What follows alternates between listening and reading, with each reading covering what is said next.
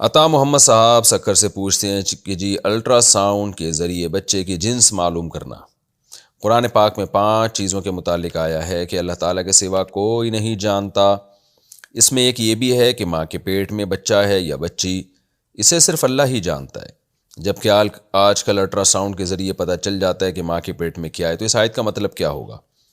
عطا محمد صاحب، اس آیت کا وہ مطلب نہیں ہے جو آپ سمجھیں۔ قرآن میں یہ جو 5 چیزوں کے بارے میں آتا ہے کہ اللہ کے سوا کوئی نہیں جانتا، سورہ لقمان کی آخری آیات ہیں، یہ ایک علامت کے طور پہ بیان کیا گیا ہے۔ قرآن یہ بتا رہا ہے کہ غیب کا علم اللہ کے سوا کسی کے پاس نہیں ہے۔ اب قرآن کا ایک طریقہ تکلم ہے، قرآن کا ایک انداز ہے۔ قرآن جزیات کے ضمن میں کلیات بیان کرتا ہے۔ جزیات کا مطلب یہ ہے کہ مثالیں بیان کرتا ہے، اور ان مثالوں سے وہ مثال مقصد نہیں ہوتی، بلکہ اس سے قانون اور ضابطہ بیان کرنا مقصد ہوتا ہے۔ تو قرآن نے 5 چیزیں بیان کی ہیں۔ جب بھی ہم کو کوئی نالج حاصل ہوتی ہے نا، تو نالج ہمیں خود بخود تو نہیں حاصل ہو جاتی، دیکھنے سے پتہ چلتا ہے، سننے سے پتہ چلتا ہے، سوچنے سے نالج حاصل ہوتی ہے، اور سائنسی آلات استعمال کرنے سے نالج حاصل ہوتی ہے۔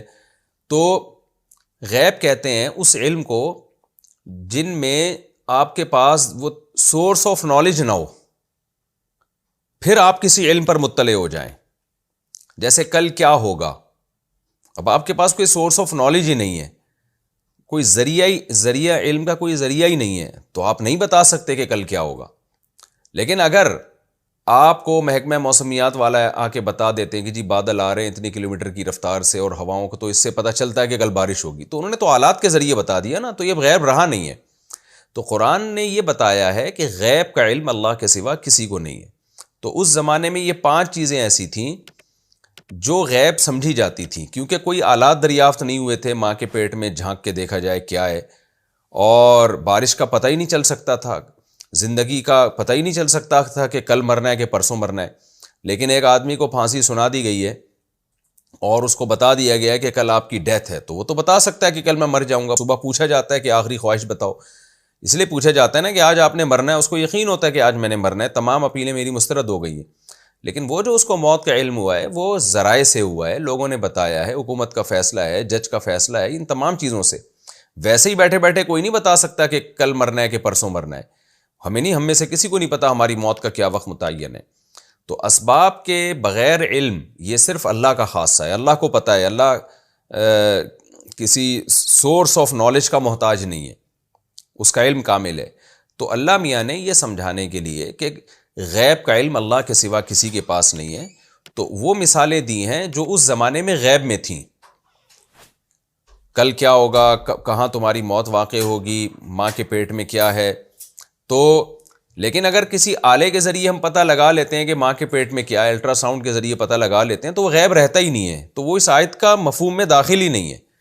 اسی طرح کل بارش ہوگی یا نہیں ہوگی، اور محکمہ موسمیات والے آسمانوں میں فضاؤں میں جھانک کے بتا دیتے ہیں، تو وہ غیب میں رہا ہی نہیں ہے۔ تو اس لیے یہ تمام چیزوں کا سائنسی آلات کے ذریعے اگر علم ہو جاتا ہے تو پھر یہ علم غیب میں داخل ہی نہیں رہتا، پھر یہ اس آیت کے مفہوم میں داخل ہی نہیں ہے۔ اس کی میں ایک مثال دیتا ہوں۔ قرآن نے کہا کہ ماں کے پیٹ میں کیا ہے کسی کو معلوم نہیں، لیکن اس زمانے میں بھی اگر کوئی ماں کا پیٹ کاٹ کے بچے کو باہر نکال کے دیکھ لیتا تو پتہ چل جاتا نا کہ لڑکا ہے کہ لڑکی ہے۔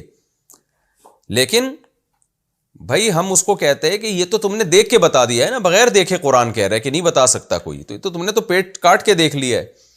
تو اس سے پتہ چلتا ہے کہ جب آپ علم کے اسباب اختیار کر لیتے ہیں، اس کے بعد جب آپ کسی رزلٹ پہ پہنچتے ہیں تو وہ غیب میں داخل نہیں رہتا۔ تو اس لیے الٹرا ساؤنڈ کے ذریعے اگر پتہ چل رہا ہے کہ ماں کے پیٹ میں کیا ہے، تو یہ قرآن کی آیت کے خلاف نہیں ہے۔ تو قرآن نے اس آیت میں جو سمجھایا ہے نا، مثالوں کے ذریعے یہ سمجھایا ہے کہ غیب کا علم اللہ کے سوا کسی کے پاس نہیں ہے۔ تو جب الٹرا ساؤنڈ سے یا آلات سے آپ نے جھانک کے دیکھ لیا تو وہ غیب رہا نہیں ہے، جب غیب رہا نہیں ہے تو اس آیت میں داخل ہی نہیں ہے۔ تو خلاصہ یہی نکلا کہ الٹرا ساؤنڈ کے ذریعے معلوم کرایا جا سکتا ہے بچے کی جنس کہ لڑکا ہے یا لڑکی، اور یہ چیز شریعت کے خلاف نہیں ہے۔ ہاں، معلوم کرانا یہ ایک فضول اور عبث کام ہے، لوگ اس لیے معلوم کراتے ہیں کہ بچی ہے تو پریشان ہو جاتے ہیں، لڑکا ہے تو خوش ہو جاتے ہیں، جاہلوں میں تو یہی چیزیں ہوتی ہیں، اور بعض تو ظلم کرتے ہیں، پتہ چلتا ہے کہ لڑکی ہے تو اس کو گرا دیتے ہیں۔ تو اس جہالت سے بچنے کے لیے الٹرا ساؤنڈ نہ کروائیں، اچھا ہے۔ جو اللہ دے دے، لڑکا دے دے، لڑکی دے دے، اللہ کی مرضی ہے، اس پہ خوش ہونا چاہیے۔